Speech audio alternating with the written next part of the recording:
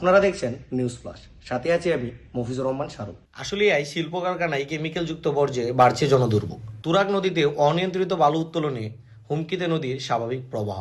CNB Charabag ভাঙাচোরা সড়কের নিত্য দুর্ঘটনা। আর শীতের শুরুতে বাজারে সবজি এলেও নিত্যপণ্যের দামে মিলছে না স্বস্তি। এতক্ষণ দেখছিলেন সংবাদ শিরোনাম, এবার বিস্তারিত। আসলে আর বিভিন্ন শিল্প এলাকায় প্রতিদিন বিপুল পরিমাণে কেমিক্যাল মিশ্রিত অপরিশোধিত পানি বের হচ্ছে কারখানা থেকে।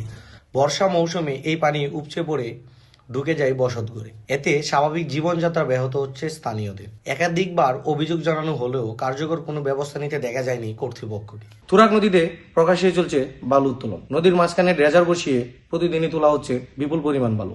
এর ফলে নদীর স্বাভাবিক পানি প্রবাহ ব্যাহত হচ্ছে। নদী নির্ভর মানুষের চলাচল ও জীবিকায় তৈরি হচ্ছে সমস্যা। বালু উত্তোলনের সঙ্গে জড়িতদের সম্পর্কে স্পষ্ট কিছু জানেন না স্থানীয় বাসিন্দারা। ফলে আতঙ্কের মধ্যে দিন কাটছে তাদের। খাগান থেকে সিএমবি পর্যন্ত সড়কের বিভিন্ন অংশে সৃষ্টি হয়েছে বড় বড় গর্ত। প্রতিদিনই এই রুট ব্যবহার করেন ড্যাফোডিল সহ আশেপাশে শিক্ষা প্রতিষ্ঠানের শিক্ষার্থী এবং কর্মজীবীরা। রাস্তার বেহাল অবস্থার কারণে প্রায়ই ঘটছে দুর্ঘটনা। পানি নিষ্কাশনের একমাত্র সেতু নষ্ট থাকায় অল্প বৃষ্টিতেই আশেপাশের জমি ও বসতঘর পানিতে তলিয়ে যাচ্ছে।